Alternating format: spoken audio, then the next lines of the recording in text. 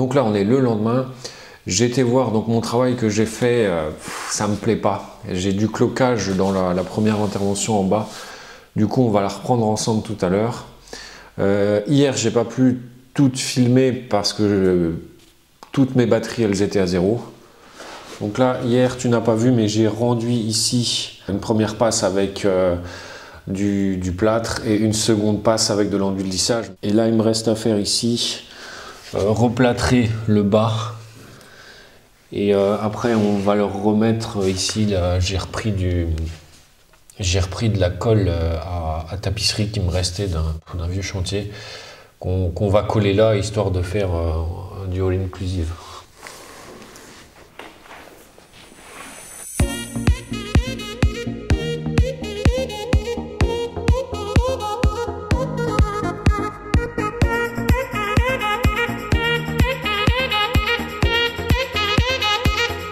Et là, ça n'a pas été facile, hein, je vais te dire. Ça, Hein. je m'en doute. Je pense qu'il s'est bien amusé. Ouais, c'est de l'amusement, surtout derrière les tuyaux, quoi. Ouais, mais il a tout filmé. Et on sait bien, il y a une boîte de dérivation. Hein. Ouais, ici, là, ouais. Comme ça, ils peuvent aller piocher. Comme ça, ils se raccordent sur le dessus.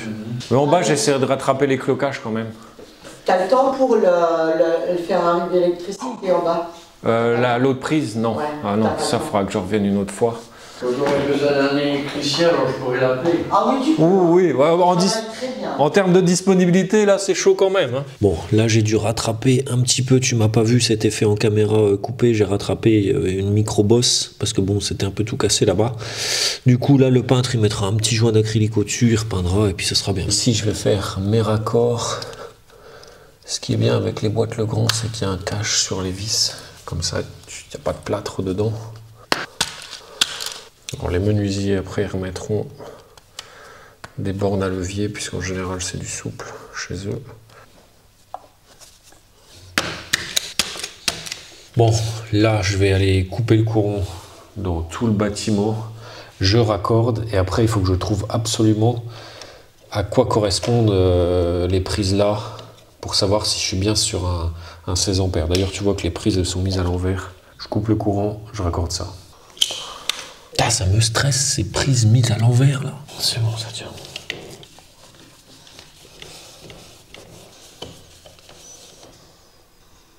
Bon, non, c'est pas de la glace à la pistache que j'ai mise.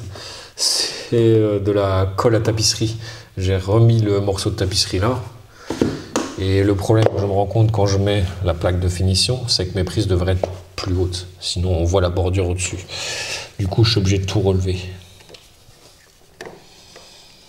Bon, allez, du coup, je décolle pour recoller la tapisserie.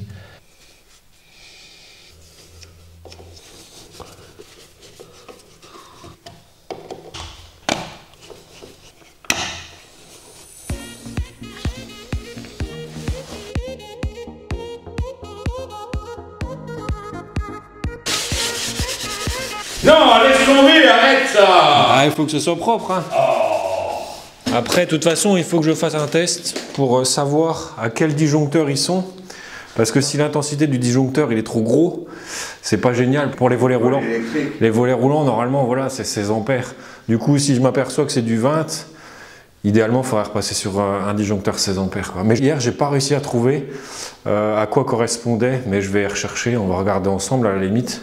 Non, non, c'est propre, arrête. Tu rigoles ou quoi? Ah, on essaye. Tu rigoles. On essaye. Tu veux voir quelque chose? Bah attends, je remballe un peu tous mes outils. Parce que là, t'en as pas pour longtemps, parce qu'il y a le trou, il y a tout. C'est juste pour la boîte de dérivation et tout. Non, non, mais la prochaine fois. Là, il y a le trou qui remonte dans la chambre et tout, il y a la gaine, il y a tout dedans. Hein. On la voit là. Ouais, j'ai vu, ouais. Là, voilà. Donc ça monte dans la chambre. Ouais. Idéalement, il faudrait repartir avec du fil rigide, quoi. Refaire un truc propre, et ça voudrait dire qu'il faut redémarrer là. Ouais, ça, il y a encore du temps là. À voir comme ça, on se dit, il n'y a pas beaucoup de temps à passer. Ah, moi je croyais, parce qu'il faut tirer le fil et puis le passer là, et puis c'est tout, c'est bon. Ouais, ça c'est dans les grandes lignes, ça.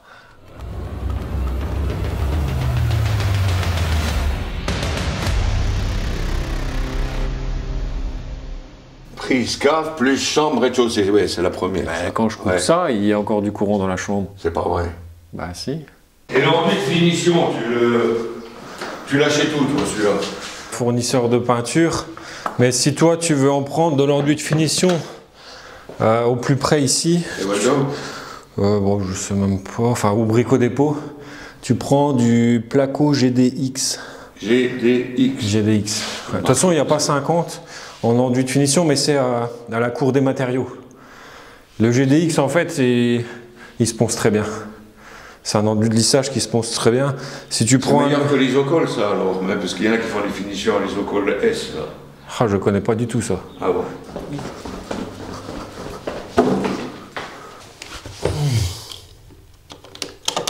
Donc là en bas on a coupé chambre rez-de-chaussée, tu as toujours du courant sur la chambre. Là-bas, moi, celle-là là-bas. Ouais mais quand on... Ah peut-être, dans ce cas peut-être. Mais parce que celle-là il faut la trouver, là. Celle que je viens de tester.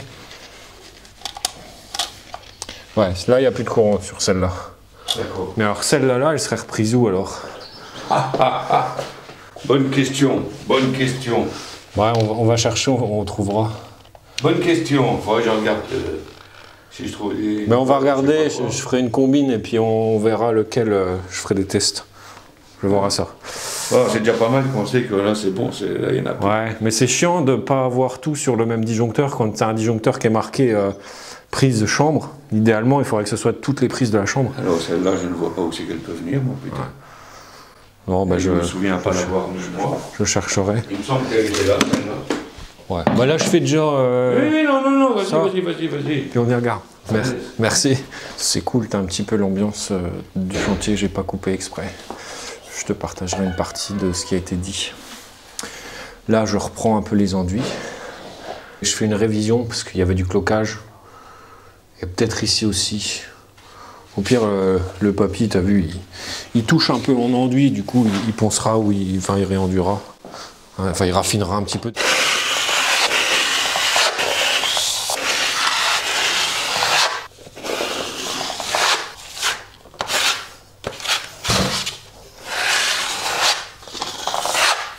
Alors là, tu me vois pas aller trop bas, c'est parce que ici, j'ai fait les choses à l'envers, j'ai plus l'aspi, tout est rangé. Et le papy est venu poncer, du coup, faut surtout pas que j'aille trop bas, parce que si je me trouve dans les résidus de ponçage, alors là, c'est finito.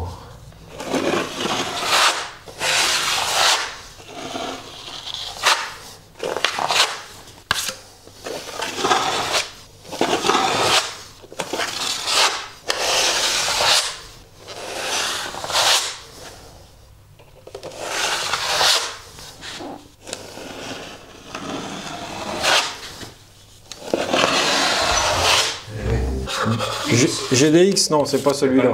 Mais ça équivaut. Ça, c'est le plâtre, ça. C'est pareil. Ah non, le plâtre, j'arriverais pas à faire ça avec du plâtre. Alors, c'est quoi celui-là? Ça, c'est pareil, c'est un équivalent au GDX. Mais celui-ci, c'est plus pour les...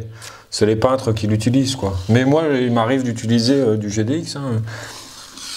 Mais l'avantage avec le GDX, c'est que tu vas pouvoir le laisser dans un seau comme ça. Si tu couvres un peu le seau, et tu vas pouvoir le garder une semaine, 2 semaines peut-être. Oh. Ah ouais, c'est impressionnant. Par contre, celui-là, au bout de la journée... Il se met aussi bien que celui-là? Ouais. Et quand tu le malaxes, il fait pas de grumeaux. Celui-là, il fait des grumeaux quand je le malaxe. Ouais, franchement, ouais, c'est la marque Placo. Ça coûte à peu près, je sais plus... peut-être 30 ou 38 € le sac. Non, c'est bon, après je penserai, c'est bon. Avec du combien? Du 240, du combien? Peut-être pas 280 quand même. Hein. Du combien que je prends? 180. 180, d'accord. Ouais. Bon, ça va être un peu compliqué de t'expliquer ce que je fais. J'essaie de t'expliquer quand même, de me cloisonner quand même et de faire abstraction du client. Je prends mon testeur et je vais venir repérer où est la phase dans mon circuit. Donc là, j'ai une tension, j'espère que tu vois. Enfin bref. Je laisse ma phase sur la droite et là, ok. Bon, oh putain, on n'a pas une terre nickel ou quoi là-dedans? Là? Je sais pas s'il y a une terre nickel là-dedans. Ouais, non. La terre, elle est pas bonne ici. Ah bon? Ah putain. Ouais, ça c'était pas prévu. C'est pas bonne la terre. Non. Je vais essayer de me piquer sur le radiateur. Ah, ok. Donc la phase, elle est bien à droite. Quand je me pique sur la masse du radiateur. Donc, ok. Ma phase, elle est bien sur la droite. Je vais couper le courant. Je connais l'auteur de ça. Papy me l'a dit. Donc là, je coupe le courant. On va pas refaire chez soi. Là, je viens de mettre la phase à la terre. Mais comme la terre, elle n'est pas forcément bonne, ma combine, elle va probablement pas marcher. Là, ce que je viens de créer finalement, c'est une fuite de courant. Je te dis, comme la terre, elle n'est pas bonne, je suis même pas sûr que ça fonctionne, ma combine. C'est-à-dire que là, mon courant, il est coupé. En gros, je coupe tout. Voilà. Ok, tout est coupé. Bon, j'ai mon tableau secondaire, mais apparemment, le tableau secondaire, il n'est pas raccordé. On va bien voir. Ok, tout ça, ça tient. Là, je lève mon différentiel. Et comme j'ai fait une fuite, normalement, à un moment, le différentiel, il va sauter. Mais comme la terre, elle n'est pas bonne, je pense que ma méthode, elle n'est pas viable.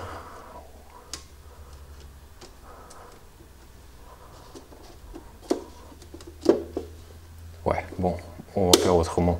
J'ai pas le choix. Je pensais faire comme ça si la terre était bonne, mais là, elle est pas bonne. Donc, on va trouver un plan B. Je vais chanter carrément phase neutre pour trouver. Parce que sinon, je trouverai pas. Bon, je recoupe le jus forcément. Attends, celui-là, j'ai pas mis, mais... Non, ça, c'est la pompe à chaleur. C'est pas possible. Non, bon, tu vois, t'as tout qui tient. Tu vois que c'est important d'avoir une terre dans ta maison. Bon, allez, je coupe. Général, là, tout est remis. Et on va faire un pont phase neutre. Alors là, il n'y a pas intérêt de rebrancher là. Bon, je pensais pas que la terre était mauvaise quand je voyais toutes ces broches de terre qui étaient mises. Et donc là, l'idée, c'est de faire un pont entre la phase et le neutre. Et qu'après, on démonte le tableau en bas. Et que j'aille voir au niveau de la continuité sur quel disjoncteur c'est. Je viens faire un pont dans ma prise. Donc là, mon pont, il est bon. Là, il faut que tu imagines, en gros, que tu es sur chantier, tu n'as personne qui est là pour t'aider. Donc tu as bien le courant qui est coupé. Hein. Et là, en gros, on vient faire comme si on avait un court-circuit, enfin phase neutre. Et on va venir rechercher avec le multimètre dans le tableau à quoi ça correspond. À la base, je voulais pas le démonter de peur de faire une crise cardiaque, mais allez, on fait comme si on était tout seul sur chantier. Et là, suspense. Ouais, ça va, ça va. Ça va, ça va. Bon, là... Ouais, ils sont tous. Donc là, multimètre. Ok, et on va venir chercher sur quel circuit est-ce qu'on a. Putain, et par contre, je vois pas mal de 1,5. Bon, on fait quand même les 1,5, on sait jamais. On n'a pas.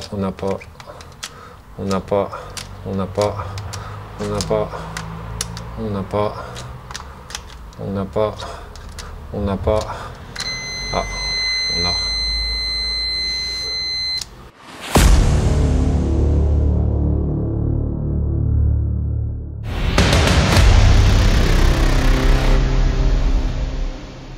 Celui-là, prise chambre, cave, rez-de-chaussée, putain. Celui-là, quand on le baisse, on a encore du courant. Bon, là, tu viens de voir clairement l'erreur que j'avais faite. J'ai recherché un petit peu. Je dis, mais bon sang, c'est pas possible, j'arrive pas à trouver. Qu'est-ce que c'est que ce truc, quoi? Et je te mets 2-3 images, tu vas rigoler. Où je me dis, mais je comprends plus rien, quoi. Il y a un truc. Et en fait, la grosse erreur que j'ai faite, c'est de ne pas regarder la valeur qui était affichée ici sur le multimètre. Quand tu regardes bien, donc j'ai fait mon pont dans la chambre, et quand tu regardes bien, ok, ça bip bien, mais c'est 25 ohms, c'est pas une valeur genre 1 ou 2 ohms, quoi. Et bon, bah, les autres, je les ai fait, il n'y a aucun souci sur les autres, on les a fait ensemble. Là, c'est la pompe à chaleur, mais il n'y a rien qui est branché. Et quand je fais sur celui-là, là, j'ai 1 ohm, ok? Donc, notre circuit que j'ai chanté est sur ce différentiel-là. On est d'accord? Mais qu'alimente ce différentiel? Il alimente le tableau secondaire ici. Donc tu as un différentiel là-bas qui protège un second différentiel. On aurait très bien pu là-bas mettre un 32 ampères par exemple, comme je te l'ai expliqué une fois dans une vidéo. Du coup, ici, si je me mets là, bon, ben, on va avoir une continuité parfaite. Ok. Et nous, ce qu'on veut savoir, c'est à quel disjoncteur ça correspond.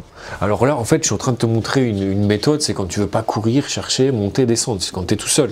Si tu as quelqu'un qui est là pour t'aider, tu vas trouver relativement facilement en montant, en descendant les uns et les autres. Donc là, bah, voilà, je vais tous les recouper. Et je vais faire pareil, je vais venir rechercher où j'ai une continuité. Ah, là on a quelque chose. Continuité de 1 ohm. Voilà, donc notre circuit, il est sur celui-là. Et le test par fuite de courant, ça n'a pas fonctionné, tout simplement, parce que bah, la terre, elle n'est pas bonne. Il n'y a pas de terre. Quand j'ai branché mon appareil à terre, la terre, elle n'est pas bonne. Donc finalement, tu vois, ma ligne, elle est protégée par un 10 ampères. Je vais aller bien m'assurer que ce soit ça, mais c'est celle-ci, c'est sûr. Je vais aller référencer, parce qu'il n'y a pas que cette prise-là sur ce disjoncteur de 10 ampères. Tu as toute une ribambelle de trucs. Tu as un congèle, tu as un réfrigérateur, tu as des circuits prises, des circuits éclairage. Enfin, j'ai fait un peu le tour de tout. Et 10 ampères, tu vois, ça tient. Bah, avec 10 ampères, voilà, tu tires quand même 2300 watts, quoi. Tu peux tirer 2003. C'est tout. Là, je referai un petit étiquetage. Et puis voilà, quoi. Donc là, je suis sûr que ma prise, là, elle est protégée par un 10 ampères. Donc, je peux dormir tranquille. Donc là, je vais retirer mon pont au niveau de la prise. Je vais étiqueter ces circuits-là avec des petites étiquettes. Hop, c'est noté ici, tu vois, petite étiquette qui est mise là. Idéalement, j'ai dit au client, idéalement, il faudrait refaire une belle étiquette comme ça, bien plastifiée, comme je t'ai déjà fait dans certaines vidéos. Pour faire vraiment un truc bien référencé, comme ça tu sais ce que tu coupes. Là ici, la petite étiquette ici, c'est vrai que j'aurais pu imprimer des plus grosses, mais en fait ça c'est ce qui va dans les disjoncteurs, le grand que tu peux venir intercaler au-dessus. Et du coup ça c'est le deuxième volet qu'on a fait ensemble. Alors c'est vrai qu'il y en a certains qui ont dit, j'ai vu dans les commentaires qu'au niveau de la recherche, bon, on peut utiliser un genre de petit traceur, un localisateur de paire ou quoi. Bon, c'est vrai que moi j'ai pas ça, mais certains ont ça, quoi. Moi j'ai pas, je te montre juste une petite méthode comme ça, mais je sais qu'on peut faire autrement. Il y a aussi un autre commentaire qui parle de la responsabilité, et ça c'est hyper intéressant parce que bon, peut-être que moi j'ai pas la bonne vision de la chose, mais admettons, là ici je vais devoir ajouter 2 prises. Je me reprends sur le circuit là. Et bon bah là tu as déjà en gros les trucs qui sont faits, et je vais mettre une prise dans la zone là, et enfin en fait on va refaire le circuit. Ma responsabilité, elle ne va être que de la boîte de dérive là, des raccords que moi j'ai fait, jusque tout ce que j'ai raccordé. En aucun cas ma responsabilité elle va aller ce qui a été fait par un autre électricien. Donc, on entend souvent c'est le dernier qui y touche qui prend la responsabilité. Oui et non, pas voilà. Après, je m'assure, hein, si tu regardes la vidéo, je m'assure bien que les lignes que j'ai refaites, là, des volets roulants, elles soient protégées par des disjoncteurs adaptés. Voilà, point. Je ne vais pas aller chercher plus loin, on ne va pas aller ranurer toute la maison qui est terminée, on ne va pas aller mettre des moulures partout parce que c'est horrible. Voilà, je m'assure de ça, mes serrages ils sont bons, voilà, et l'étiquetage il est fait, et point barre, quoi. Je dors tranquille. Allez, on enchaîne vers l'épisode 3. C'est après. Salut.